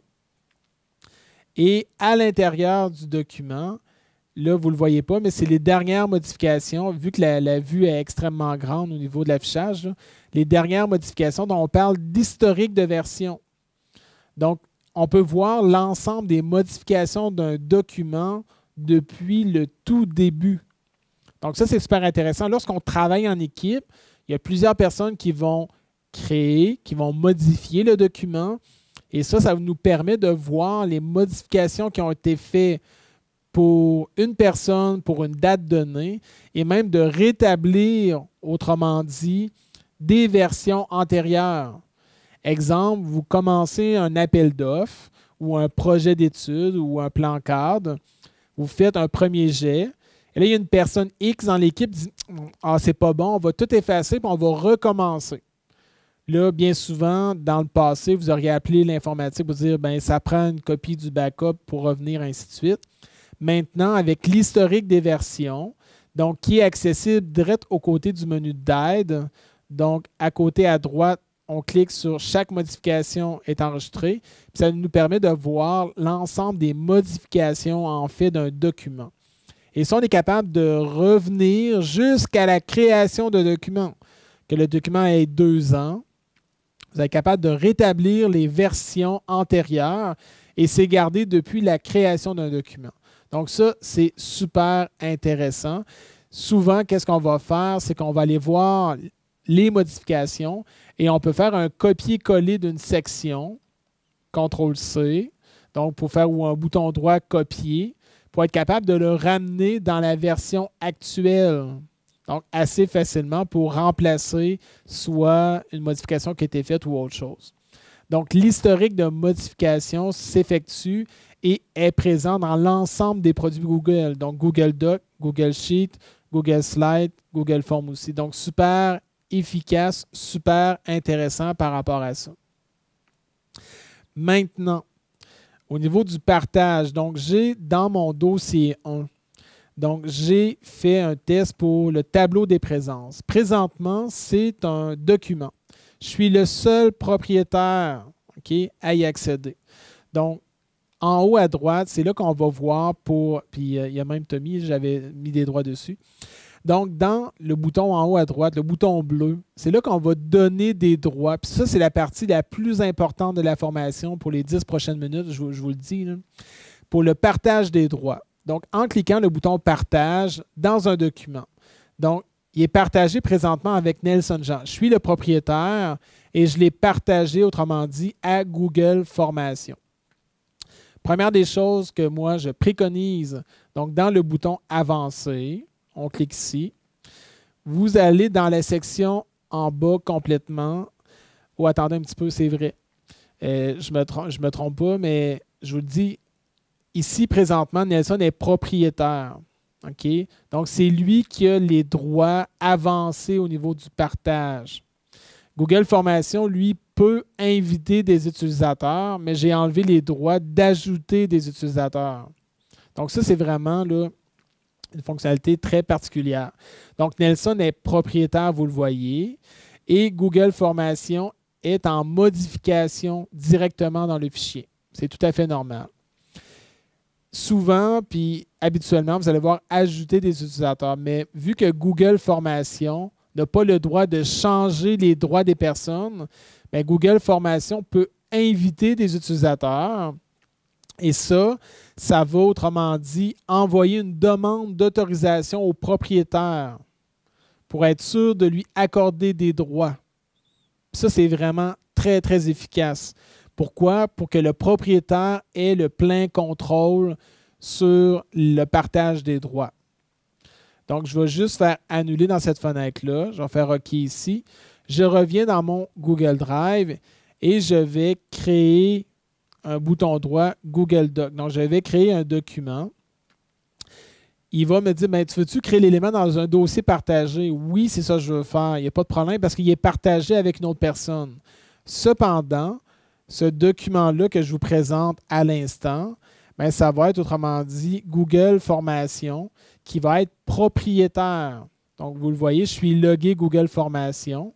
En partage, si je m'en vais dans le bouton « Avancer », donc, le propriétaire est Google Formation. Donc, ça, c'est ici. Et regardez en bas complètement les choses. Donc, les paramètres qui sont réservés aux propriétaires. Et là, on prend le temps de lire. Empêcher les éditeurs de modifier les autorisations d'accès et d'ajouter des personnes. Donc, moi, je suis propriétaire et je veux conserver le droit-là. Première des choses. Deuxième des choses, puis ça, c'est intéressant. Désactiver les options permettant aux commentateurs et aux lecteurs de télécharger, d'imprimer et de copier l'élément. Vous désirez protéger vos documents pour les droits d'auteur, pour les copies qui se font par rapport à ça. Vous avez la possibilité de le désactiver facilement grâce à l'option que je vous mets ici. Donc, quand on clique sur une ou l'autre des options suivantes, première des choses, c'est d'enregistrer les modifications. Donc là, on vient de sécuriser notre document. Par la suite, je peux ajouter des personnes. Vu que je suis le propriétaire, je vais inviter Tommy Prou. Donc, vous voyez, en recherchant facilement, ça va parcourir notre liste de contacts, ça va parcourir l'annuaire du domaine aussi. Donc, Tommy, j'ai la possibilité de lui donner 3 droits pour un document. OK? Un document, je peux lui donner le droit de lecture, je peux lui donner le droit de commentaire ou je peux lui donner le droit de modification. Donc, c'est les 3 niveaux au niveau d'un document. Au niveau d'un dossier, tantôt, je vous l'ai montré, j'avais la possibilité de donner le droit de lecture ou modification. C'est l'un ou l'autre. Le mode commentaire dans un dossier, ce n'est pas possible. C'est pour ça qu'il n'est pas visible. Donc, je vais ajouter Tommy au niveau de modification et je vais lui envoyer une notification et c'est parti. Autre chose intéressante, Tommy, je viens de lui accorder un droit, OK? Mais le droit, parfois, il ne peut pas être éventuellement là, dans le temps là, illimité. Donc, parfois, des étudiants, on veut leur donner accès pour une session donnée. Voyez-vous, la petite horloge qui est ici, définir un délai d'expiration. Donc, en cliquant ici, j'ai la possibilité de faire l'expiration de son droit d'accès après une certaine date, donc 30 jours, 7 jours, ou je peux définir une date personnalisée. Donc, automatiquement, à l'expiration, son droit va disparaître et n'aura plus accès, autrement dit, à notre document. Donc ça, si vous désirez sécuriser par session vos informations, c'est vraiment intéressant au niveau de ça. Donc, je vais juste annuler l'expiration, tout simplement. Donc, on peut, autrement dit, donner accès à des personnes ayant des comptes Google. Première des choses, donc votre organisation est en Google, vous partagez des documents et ça va fonctionner correctement. Ça, c'est correct. Cependant, bien souvent, vous allez vouloir partager des documents à des personnes externes à votre organisation, mais vous n'avez pas, et on ne peut pas forcer non plus à toutes les personnes à avoir un compte Google. Donc, en haut ici, qui a accès? Vous avez accès autorisé par certaines personnes présentement. Si je veux donner accès aux documents avec un lien partageable, okay, c'est le terme utilisé, je vais tout simplement cliquer sur « Modifier ». Il faut juste que j'enregistre avant. Je vais revenir, autrement dit, dans « Avancer ». Et ici, donc, « Accès autorisé par certaines personnes », je vais cliquer sur « Modifier ». Et là, j'ai plusieurs possibilités. Donc, présentement, par défaut, c'est désactivé. Donc, c'est vraiment juste les personnes que je vais avoir ciblées dans ma liste qui vont me permettre, autrement dit, d'avoir accès aux documents. Deuxième des choses, et aussi de façon sécuritaire, je vais le partager pour tous les utilisateurs de votre domaine. Donc, moi, présentement, je suis créé dans le domaine Philippe de Rimouski, disposant du lien. Donc, à toutes les personnes qui vont avoir le lien de partage, ils vont être capables d'accéder, autrement dit, là, aux documents. Troisième possibilité, c'est d'activer, autrement dit, pour tout le domaine. Donc, toutes les personnes qui vont rechercher le document à l'intérieur de leur Google Drive vont pouvoir y avoir accès facilement. Donc, encore une fois, ça, c'est les deux possibilités à l'interne. Quatrième, pour toutes les personnes disposant du lien. Donc, c'est lorsqu'on va vouloir travailler avec d'autres organisations, ça va nous permettre, autrement dit, d'avoir accès là, et de partager facilement. Donc, le lien ici. Et il y a certaines entreprises, j'ai donné des formations Google dans des entreprises privées et eux ont désactivé. Donc, ça, c'est des options qui sont configurables dans le panneau de contrôle de votre domaine et ça se peut que ceux-ci ne soient pas visibles. Okay? Ça, c'est d'avoir avec l'informatique. Mais ça, autrement dit, c'est toute personne disposant du lien peut accéder sans connexion. Donc, ça, c'est vraiment intéressant par rapport à ça. Et l'accès public, c'est accessible à tous les internautes, mais ça, c'est vraiment à prescrire pour éviter de laisser couler peut-être de l'information stratégique ou autre chose. Donc, je choisis toutes les personnes disposant du lien et je vais, autrement dit, donner l'accès. Donc, pour toutes les personnes, j'ai la possibilité, soit en modification, en commentaire ou en lecture. Les 3 possibilités-là. Donc, pour l'instant, ce document-là, je ne le partagerai pas de façon publique. J'ai déjà préparé un autre document. Donc, dans le tableau des présences, ici, donc dans le partage, si, excuse-moi, merci Martin. Donc, j'ai autorisé pour certaines personnes, je vais le partager pour toutes les personnes disposant du lien et je vais demander, autrement dit, la modification. Donc, je vais vous donner le droit de modifier mon document. Donc, j'enregistre le document. Je fais encore OK là-dessus. Et là, autrement dit, je vais demander à Tommy de copier-coller le lien que vous voyez ici. Et là, vous allez tout simplement cliquer sur le lien dans le clavardage pour rentrer dans le document, aller inscrire votre nom et votre courriel. Donc, vous allez être peut-être 50 personnes en même temps dans le même fichier. Il y a en masse de place et il y a 2 colonnes aussi pour écrire vos informations à l'écran. Donc, ça, c'est un lien de partage accessible sans connexion. Le lien, je l'ai mis en gros ici. Donc, Tommy, je ne sais pas si tu avais eu le temps de le mettre dans le clavardage. Crois-tu que Nelson, on pourrait tout de suite regarder quelques questions en attendant? Oui, pas de problème. Durant que les personnes vont inscrire le lien, pas de problème. Exactement. Question rapide. Quelqu'un qui demande, je suppose que ta présentation va être disponible en même temps que l'enregistrement, il n'y a pas de problème? Oui. OK. Je reprends la question de quelqu'un qui l'a posée à 9h52. Est-ce que vous avez vraiment flushé à Rimouski la suite Office pour tout le monde? OK, ça, c'est la question qui tue. Non. Pourquoi? Parce qu'on est du bon monde. On permet, autrement dit, les personnes qui désirent travailler dans Microsoft Office de continuer de travailler dans Microsoft Office, mais les personnes qui veulent collaborer ensemble permet, autrement dit, d'avoir accès à la suite collaborative de Google. Donc, on a 2 environnements en parallèle, mais de plus en plus, il y a beaucoup de personnes qui vont, autrement dit, là, accéder aux produits de la suite Google pour travailler en collaboration, tant au niveau des étudiants, parce que chaque étudiant a leur compte Google à l'interne, mais aussi au niveau des enseignants, des partages de fichiers entre le département, entre la commission des études, au niveau de la direction, ainsi que les enseignants, les coordonnateurs. Donc, de plus en plus de partages se fait directement là, avec là, les produits Google. Okay. Il y a quelqu'un qui demande les coûts associés à TeamDrive, étant donné que ça prend, il y a un autre domaine qui serait requis. Alors, est-ce que tu as l'information? OK. Pour toutes les personnes qui sont de niveau éducationnel, ça coûte 0 $ pour avoir le TeamDrive. La suite Google, c'est complètement aussi 0 $ comparativement à Microsoft. Oui, Microsoft dit qu'il y a les produits Office 365 qui est gratuit, mais en même temps, c'est accessible à travers un contrat Microsoft. Tandis que Google, on a la possibilité d'y avoir accès gratuitement pour l'éducationnel, tant que commission scolaire, collège, université, et même pour les OSBL, que vous soyez un organisme sans but lucratif, c'est possible, autrement dit, d'avoir accès aux produits Google là, gratuitement. 2 petites questions en rafale, les dernières pour le clavardage, en tout cas ce que j'ai vu. Si tu changes ton document dans ton Drive, est-ce qu'il va se mettre à jour automatiquement dans ton Drive formation? Donc, autrement dit, j'ai mon document. La question est comme pas claire là.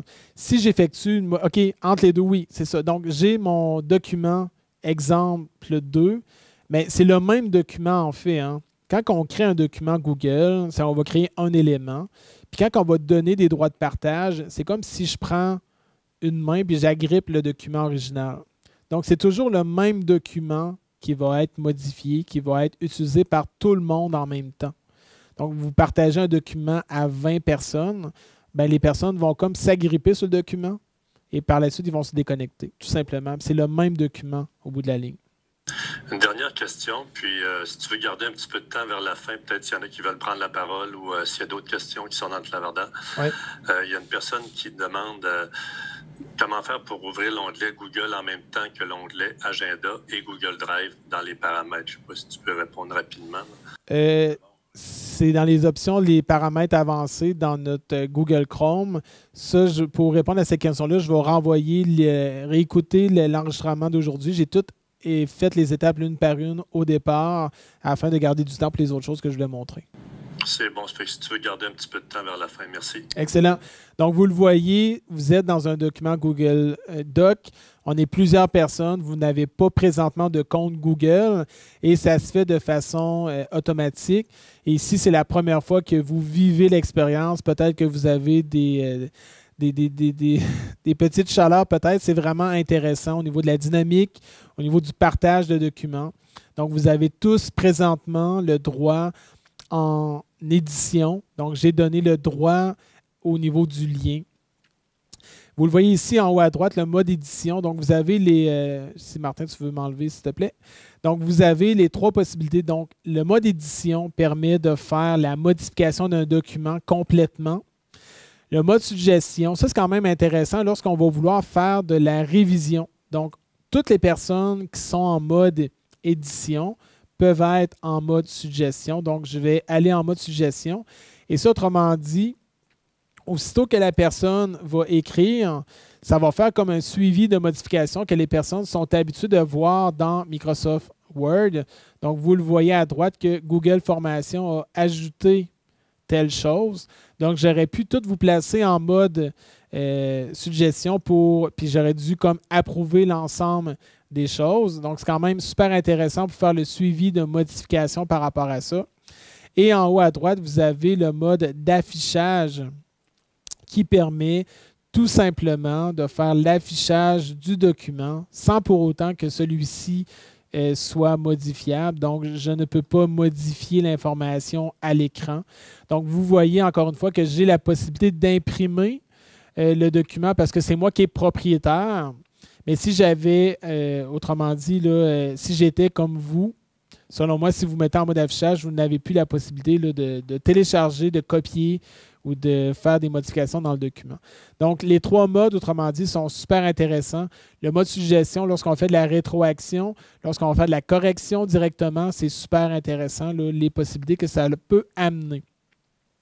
L'autre chose que je voulais vous présenter, c'est le mode commentaire.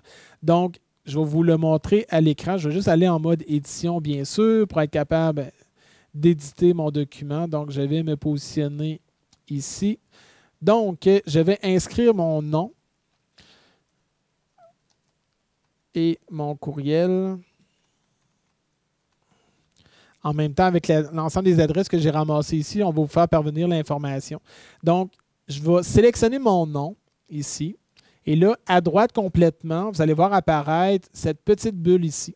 Donc, c'est le mode commentaire qu'on appelle, qui est super intéressant. Donc, je peux ajouter un commentaire. Donc, je vais juste me positionner un petit peu plus pour voir correctement l'écran. Donc, je vais marquer à revoir. Il faut expliquer les autres choses. Donc, on peut laisser un commentaire par rapport à du texte. Donc, on fait une rétroaction, on veut faire un suivi. Donc, vous le voyez, quand on positionne notre curseur vis-à-vis notre nom, bien, on va voir facilement le commentaire. L'autre chose qui est intéressante, c'est qu'on peut interpeller une autre personne. Donc, je vais mettre comme Tommy Prou, donc une autre personne, et je vais marquer à vérifier.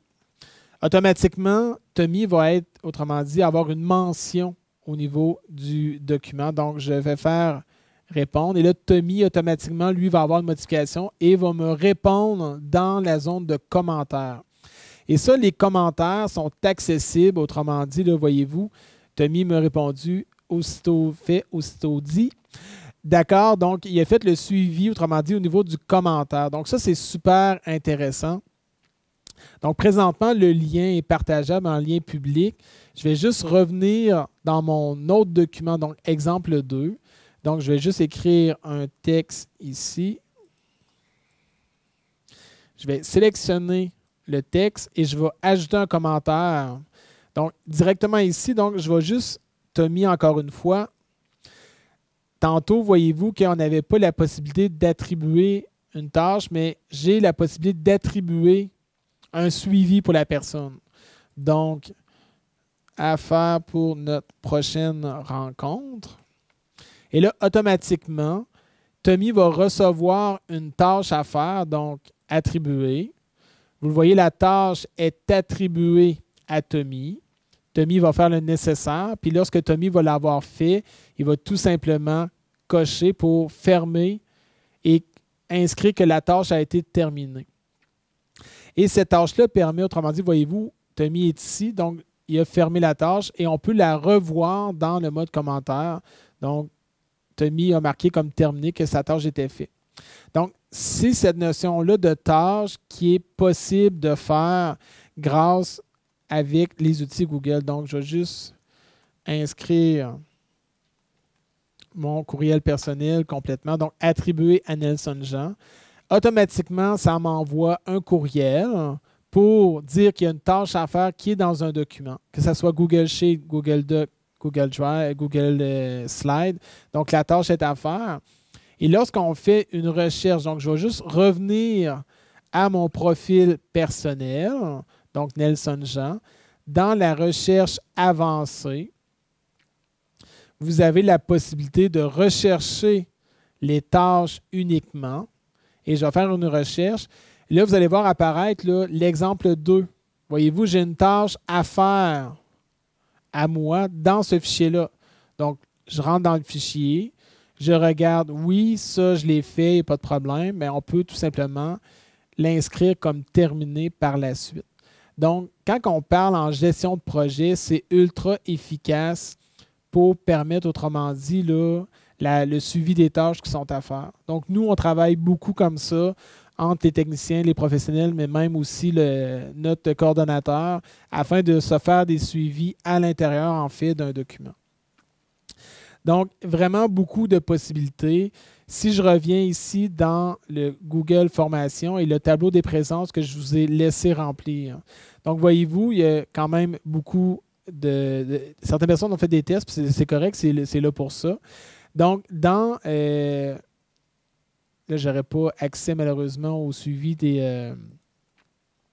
au l'historique des versions, mais on peut y avoir accès, autrement dit, là, par le menu Fichier historique des versions, afficher l'historique des versions, et vous allez voir apparaître comme toutes les versions qui ont été faites. Donc, j'ai créé le document hier soir à 8h15, il y a eu telle, autrement dit, opération qui a été faite ce matin, ainsi de suite, et aujourd'hui, l'ensemble des modifications qui ont été apportées.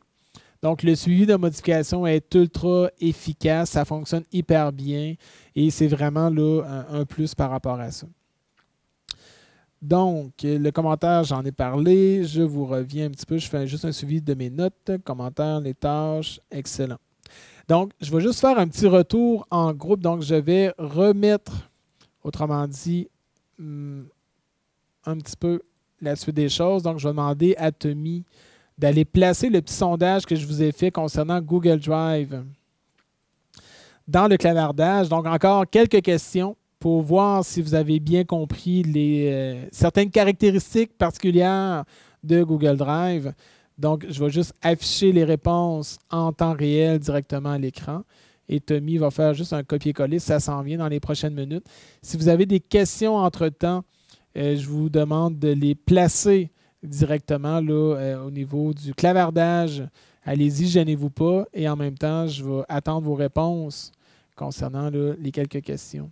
Il y a quelqu'un, Nelson, qui demande comment obtenir le lien pour écouter l'enregistrement. Bien, il y a un lien qui avait été déposé dans le clavardage. Peut-être que Mylène peut le remettre bientôt ou à la fin. Là, puis peut-être qu'elle va l'envoyer directement aux personnes qui sont présentes ce matin pour avoir l'enregistrement. Oui, pas de problème. C'était la seule question que j'avais jusqu'à maintenant, sauf erreur. Sinon, ben, venez poser de nouveau la question si j'en ai échappé une. C'est bon. Donc, le lien pour le sondage est dans le clavardage. Je vous invite à cliquer dessus. Pour tester vos connaissances, maintenant, nous allons avoir 5 questions pour un total de 5 points. Très complexe, vous allez voir. Et j'attends vos réponses à l'instant.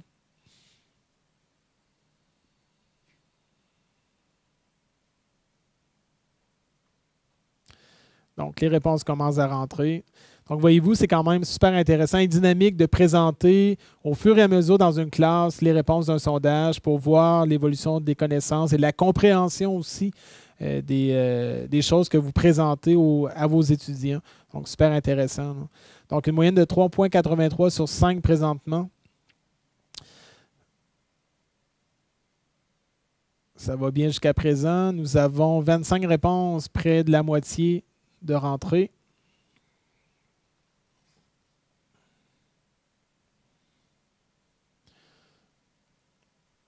« 32 réponses. » Mylène, est-ce que si quelqu'un veut poser une question oralement, est-ce que tu peux lui donner accès à ce moment-là ou si on prend seulement les questions dans le clavardage? Les personnes, Michel, ont la possibilité d'activer leur micro. Il n'y a pas de problème par rapport à ça. Donc, 34 réponses. Je vais faire le tour des réponses en même temps que les autres vont compléter. Donc, est-ce possible de travailler dans Google Drive même si Internet est coupé? Oui. Dans le menu paramètres, nous avons la possibilité de travailler en mode hors connexion. Donc, bien souvent, des personnes vont dire, ben, je n'utilise pas parce que j'ai besoin d'Internet absolument. Non, ce n'est pas vrai. Est-ce possible de voir toutes les modifications apportées à un fichier?